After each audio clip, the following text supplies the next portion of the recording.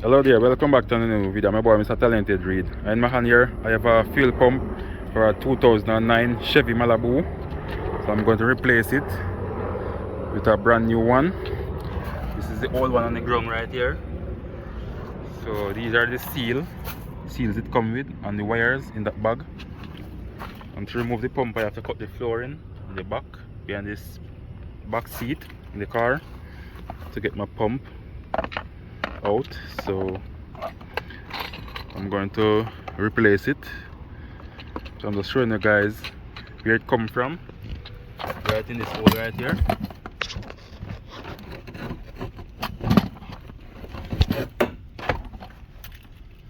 So I get it out of this hole right here, and this is used to lock it in place so it don't move.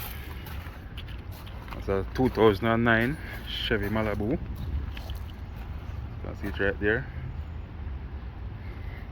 So guys, if I find this video useful, please like, share, comment and subscribe to my YouTube channel. Thank you all for watching. Catch you on time. Bye.